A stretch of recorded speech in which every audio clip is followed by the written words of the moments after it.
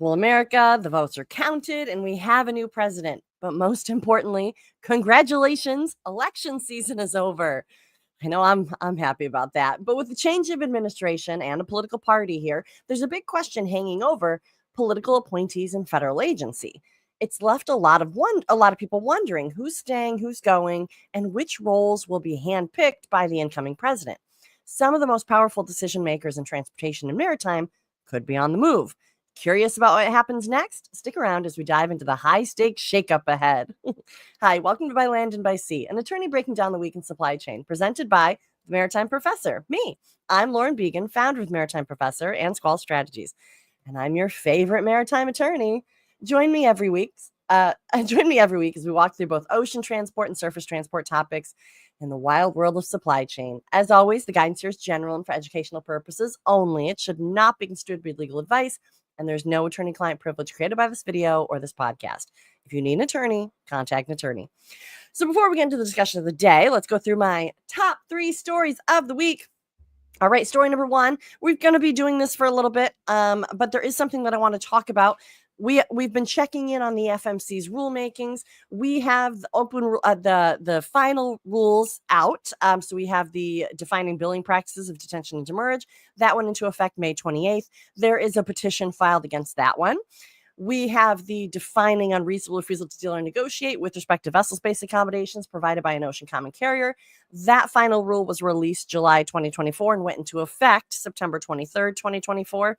Don't sleep on this one. It kind of got snowed in with the port strike. Go check this one out. Find out how this applies to you. This defining unreasonable refusal to deal or negotiate with respect to vessel-based accommodations provided by an ocean common carrier. This also has a petition filed in front of it. But go check this one out. Make sure that you understand this one. The last rule that we're still waiting on, and we'll see. I was hoping that perhaps the last FMC meeting they would have mentioned this rule and what's happening. But the last one that we are that's on my list that we're waiting for is the defining unfair, unjust, discriminatory methods.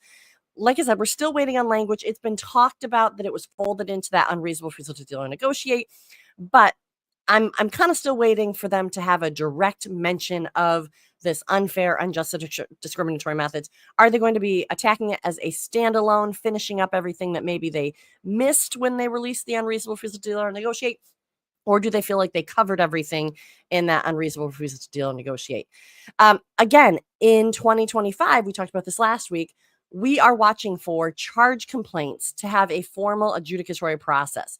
For this one, under OSRA 2022, we saw that Congress told the FMC that they had to create this charge complaints process. So they created an interim process, but they always had to turn it into a rulemaking.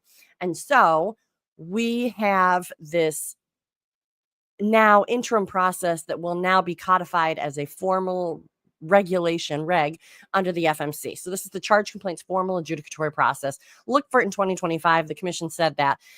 One thing that I will note is when President Trump was president during his first term, he quickly required that for all one new rule being made by an agency, 2 rules had to be repealed. So it was like 1 forward, 2 back.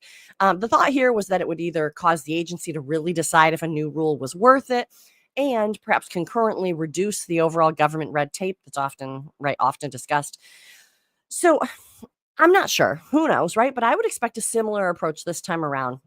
And that applies everywhere, certainly not at the FMC only, but it does apply to the FMC, or certainly it did previously. So while we have two rulemakings on the book that Congress has required the FMC to undertake, the defining unreasonable, unfair, unjust, and discriminatory practices, perhaps, as we just talked about, and the formal adjudicatory process for charge complaints, we may see the agency have to eliminate a few other rules off the books.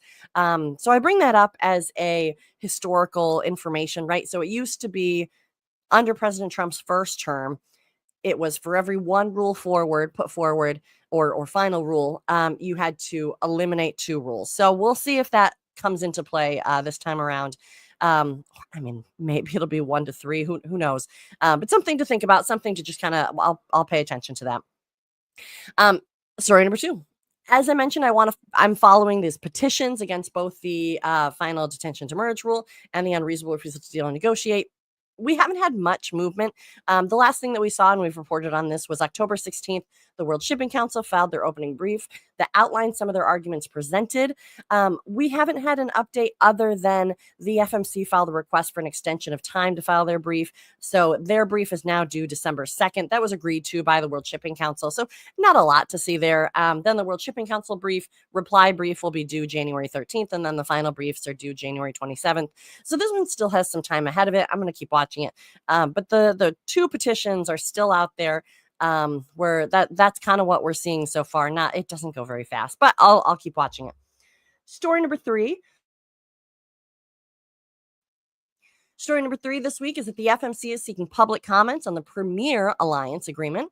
So from the announcement out of the FMC, the Federal Maritime Commission has opened a 15-day comment period for members of the public to comment in response to a newly filed vessel sharing agreement between Ocean Network Express, ONE, Hyundai Merchant Marine, HMM, and Yang Ming Marine Transportation, Yang Ming. ONE, HMM, and Yang Ming are parties to the alliance agreement that is currently in effect. The agreement, titled the Premier Alliance Agreement, authorizes the 3 ocean common carriers to share vessels, charter or exchange vessel space, discuss and agree on the size, number, and operational characteristics of vessels operated under this agreement, and engage in other related activities. The Premier Alliance Agreement is available for public inspection in the Commission's online agreement library. So we've talked about this online agreements library. You can go check out these agreements. They are listed there. If they are a publicly filed agreement, so service contracts aren't publicly filed, but pretty much all the other agreements are. So you can go take a look at them. But this Premier Alliance Agreement, right, this was previously the Alliance, and now with Hapag-Lloyd going over and joining Maersk to form the Gemini Cooperation, we see the remaining members form the Premier Alliance. Look, I say it all the time. When the FMC opens up opportunities for comments, this is your opportunity to have a conversation with the agency. You certainly don't have to.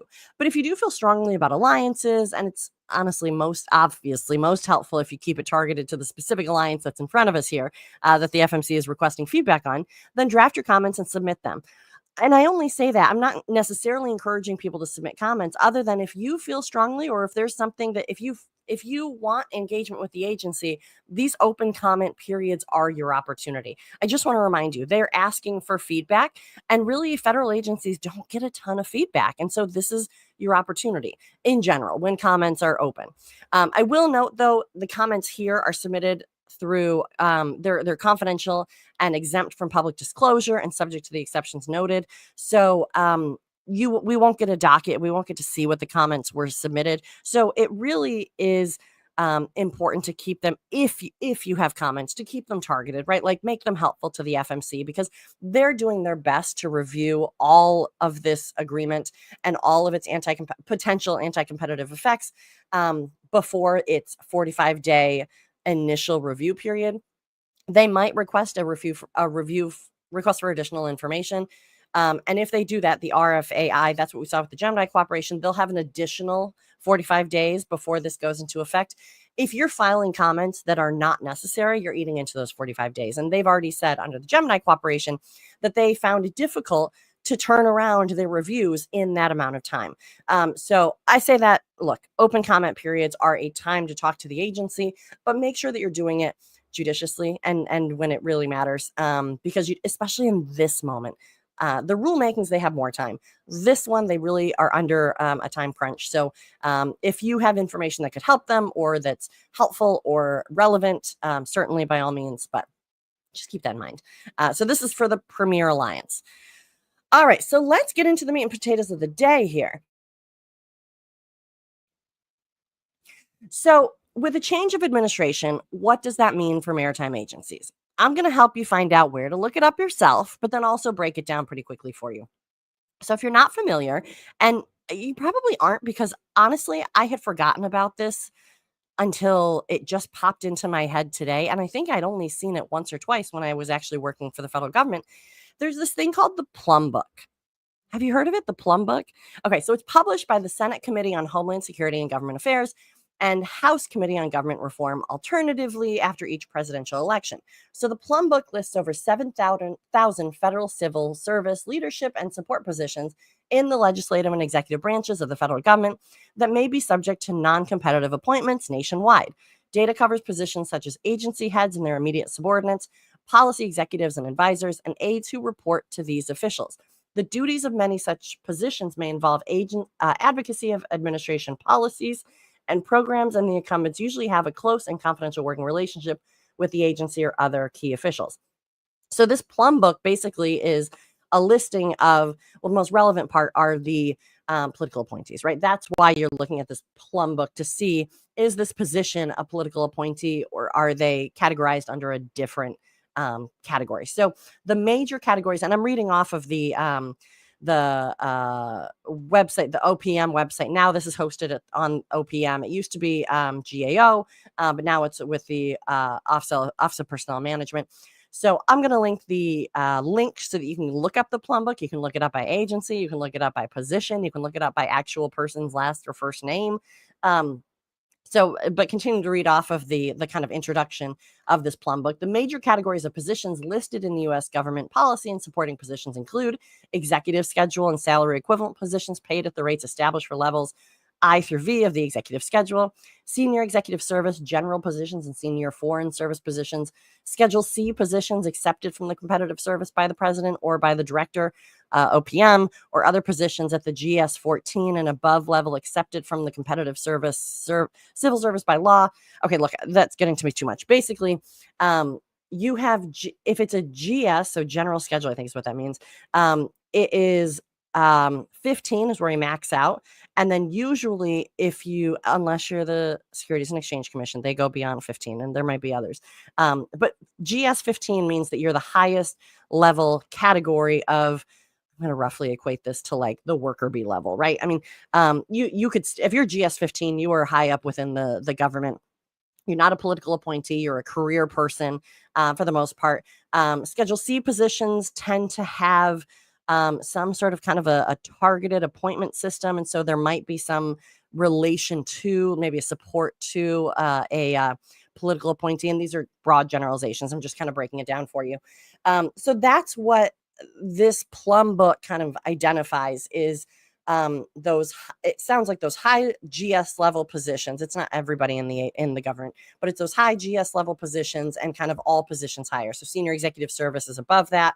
And then you get to Schedule C, and there's a couple different schedules. And then you have PAS, political appointed service. There's a couple different acronyms. So if you look at this Plum Book, you can see it, they break down kind of all the different acronyms. And actually, if you want to go see a position and then you want to find out what the acronym what the acronym means, then you can kind of Google that acronym next to that person's name to see what category they are. So continuing off of the overview here, the Plum Book is used to identify presidentially appointed positions within the federal government. The list originated in 1952 during the Eisenhower administration. For 22 years prior, the Democrats controlled the federal government. When President Eisenhower took office, the Republican Party requested a list of government officials that President Eisenhower could fill. The next edition of the Plum Book appeared in 1960 and has since been published every 4 years, just after the presidential election.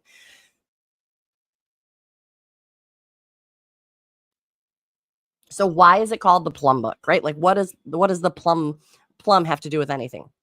So according to the Partnership for Public Service, in 1952, like I said, President Dwight Eisenhower requested a list of positions he would be responsible for filling in his new administration.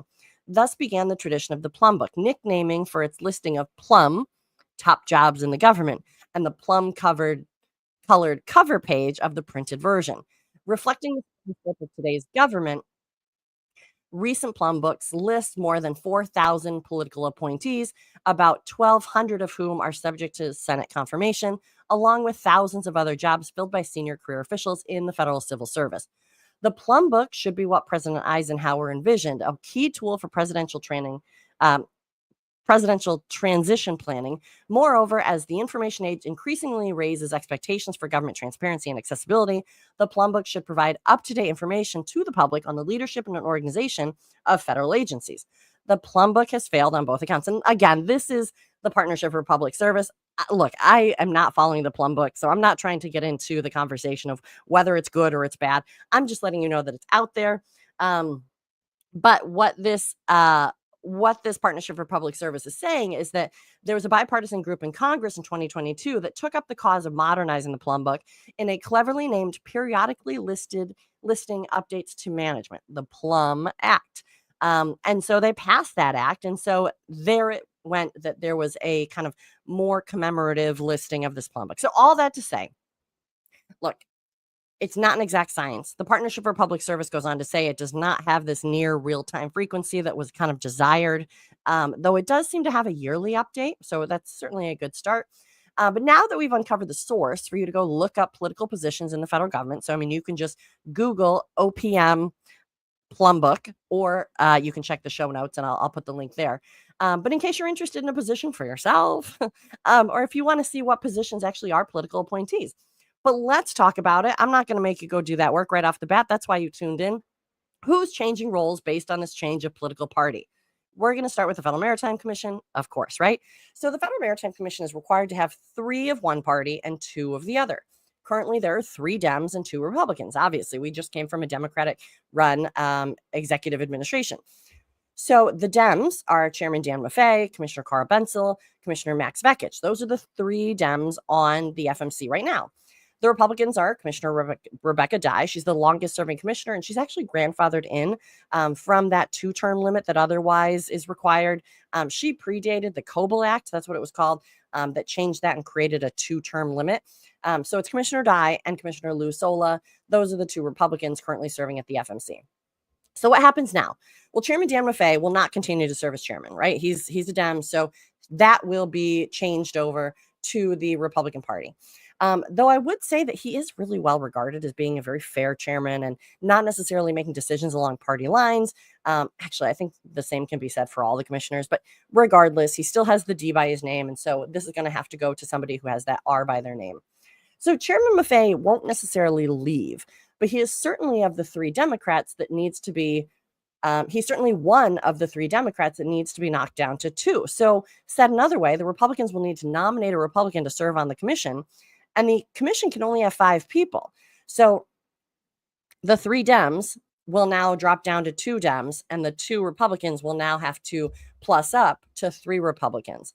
So it's going to be a presidential nomination, but then it's going to have to also have a Senate confirmation. So like I said, that will knock off one of the Democrat commissioners, which is Maffei, Bensel, or Vekich. I'm not really hearing anything now on which commissioner it'll be that leaves. I think that they all bring really, really valuable things to the table. I think that the 5 commissioners that we have now at the commission are all very valuable in their own regard. But we'll see. It's likely to start becoming a little bit more clear as we close in on the start date of the new administration in January. One thing that I will note, though, is the 5 commissioners each have a 5-year term that are staggered. And so they fill terms based on the start date of that term. It doesn't start when they get sworn in. So sometimes they fill partial positions and partial terms. And so it kind of doesn't matter which one of those Dems is replaced or leaves, because the new Republican will take over their term, which might only have a year or 2 or 3 left on it, which also goes to why I say that the FMC tends to be kind of insulated from politics, because it's not an entirely new slate that happens when there's a change in president and certainly a change in political party, because it's every 5 years per commissioner. And so that's what we're looking at here. So it's not like we're going to see a whole new slew of all 5 of them getting kicked off. And it's less about the kickoff, it's more about, I believe they have to be removed for purpose if they are removed. But when we have this imbalance of Republican versus Democrat, that's where I think we have a little bit more leeway to the president to replace somebody. But I'm not exactly sure how they choose who leaves. But I think traditionally, I think it's somebody tends to leave instead of somebody gets kicked out. But we're gonna see kind of how this all plays out. Yeah. So then who becomes the next chairman, right? I mean, so now we're looking at it's going to be a Republican chairman. So who do we have? We have Commissioner Dye and we have Commissioner Sola. Commissioner Dye has been on that commission for enough time that she has had plenty of opportunity to become the next chairman through the years. But perhaps now is the time. I mean, who knows? She's often in the FMC public meetings and she'll joke that she uses the threat of retirement, to which everybody usually protests because she has such institutional knowledge and such a firm grasp of the supply chain ecosystem and the FMC's proper role in it. She's seen as a commissioner who prefers to let the industry solve problems and the government should be the facilitator. That's kind of her approach to it. But she really likes the federal government to have more of a limited role and have the industry take over. My take is that while she's not opposed to new rulemakings, they do need to serve a justifiable purpose that's in line with the FMC statutory authority. So I think that she would be she's a great commissioner. I think that she would be a great chairman. And I think that lines up perhaps with what the industry wants too. But if she does take this chairmanship's role, is this her swan song? Like, is this her last act? I hope not. I think that she's such a great commissioner. Dr. Sal Mercogliano and I often talk about how we love Commissioner Dye. We think that she is just such a great commissioner for the FMC. But we also have Chairman Sola, or Commissioner, excuse me, is that future planning? Commissioner Sola. So Commissioner Lou Sola has only been in the commission role since January 2019. So he was nominated for a term spanning November 15th, 2018 to June 30th, 2023. So their terms all end June 30th of a certain year. So recall, I said they can only, I don't know if I said this. So under the COBOL Act, the term limiting act previously mentioned, that's what I said earlier, that I mentioned this COBOL Act. They, as I recall, they can only hold over for 1 year past the expiration of their term before they're forced to leave. So that happened to Chairman Maffei when he was a commissioner. He was awaiting his reconfirmation hearing, but he didn't get it in time, and so he had to leave and then come back. So here with Commissioner Sola, if you'll recall the dates here, he was sworn in January 2019, but he was nominated for the term of November 15th, 2018 to June 30th, 2023. So technically June 30th, 2024, 1 year plus the expiration of his term, is really when he perhaps should have been his holdover expired, right?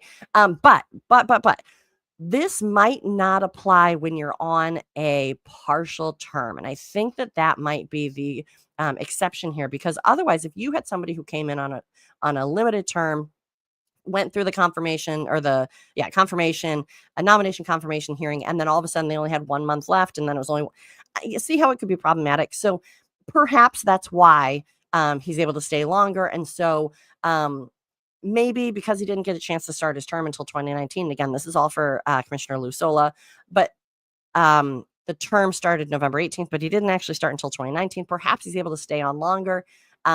So like 5 years plus 1 year holdover. So then perhaps that puts us at January 2nd, 2025, or perhaps we get Commissioner Sola June 30th, 2025 because of this partial thing.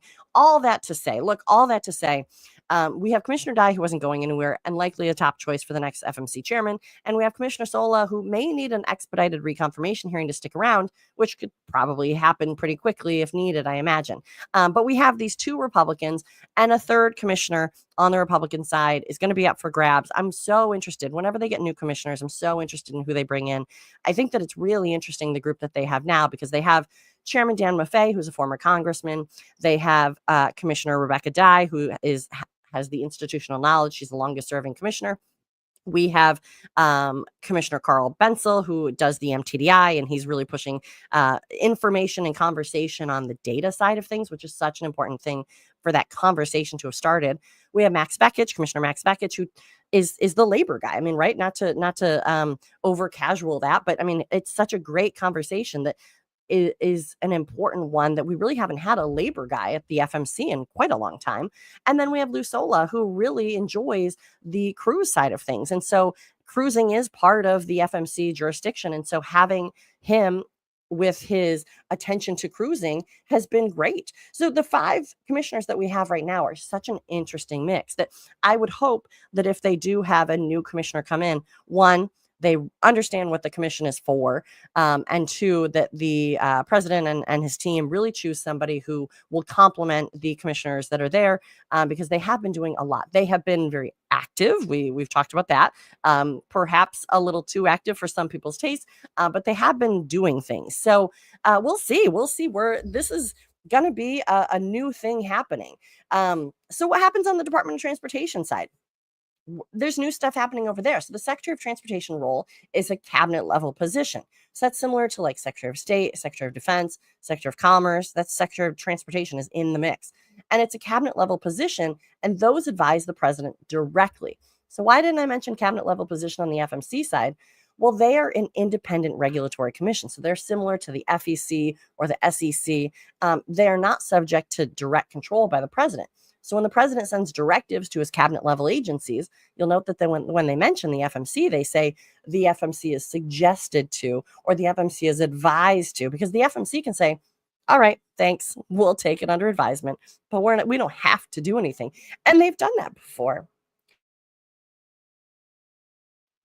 So it is an independent regulatory agency, and so they don't have to take direction from the president's office. Congress can direct the FMC to do something, and we saw that in OSRA, the Ocean Shipping Reform Act of 22, and they do, right? But it takes much more to have all of Congress agree on something and tell the FMC to do something. It's a much harder task, which is why this independent regulatory agency is such an important thing. So getting back to DOT, though, right? That was just a compare and contrast. Getting back to DOT, and cabinet level agency. So Secretary of Department of Transportation, so SecDOT, will leave as of January 19th, if not sooner, because inauguration day of the new president is every 4 years on January 20th, unless January 20th falls on a Sunday, then it will be January 21st. This year, it's going to be January 20th, which is a Monday. So usually we'll see letters of resignation dated for January 19th as part of that process. We will also see the Maritime Administrator, who has been a really active role. I mean, we don't talk about MARAD as much, but she's a political appointee. That position will also change. Admiral Ann Phillips will be departing on January 19th or sooner as well. So it's going to be all new leadership but not necessarily, particularly from the FMC side, not all new faces, right? And I think that that's the importance of career level positions at both the FMC and MARAD, is that they don't necessarily lose all the work that they've done, because they can have some high level federal employees that stick around, that are there for the long term, that tend to stay insulated from the politics because they're not tied to a political party that moves in and out. So all that to say, we're going to get a new chairman at the FMC. We're going to get one new commissioner, which means we're going to lose one of the commissioners that we currently have. From the Democrat side, we're going to be gaining a Republican. We will be losing Secretary of Transportation, Pete Buttigieg, and we will be losing the Maritime Administrator, Ann Phillips. So new changes. This happens every 4 to 8 years. This happens every time we have a new political party, or a lame duck where we have somebody new coming in. So I'm going to keep watching it. I think that this is interesting. It's always really interesting to see. I feel like it brings fresh life to some of these agencies sometimes, and we'll see what the priorities are. So as always, the guidance here is general and for educational purposes only. It should not be construed to be legal advice directly related to your matter. If you need an attorney, contact an attorney. But if you do have legal questions, feel free to reach out to me at my legal company, Skull Strategies. Otherwise, from the non-legal questions, the e-learning and general industry information and insights, come find me at the Maritime Professor. If you like these videos, let me know, comment, like, and share. If you want to listen to these episodes on demand, or if you missed any previous episodes, check out the podcast by Land and by Sea. If you prefer to see the video, they live on my YouTube page by Land and by Sea, presented by the Maritime Professor. And while you're at it, check out the website, themaritimeprofessor.com. I promise e-courses are coming soon. I think I'm going to do a compare and contrast FMC MARAD, and I think I'm going to be looking at the unreasonable refusal to deal and negotiate, because I really feel like people need to understand what that rule is doing. So until next week, actually, until 2 weeks from now, we will not have a show next week. 2 weeks from now, this is Lauren Began, the Maritime Professor, and you just listened by Land and by Sea. See you next time.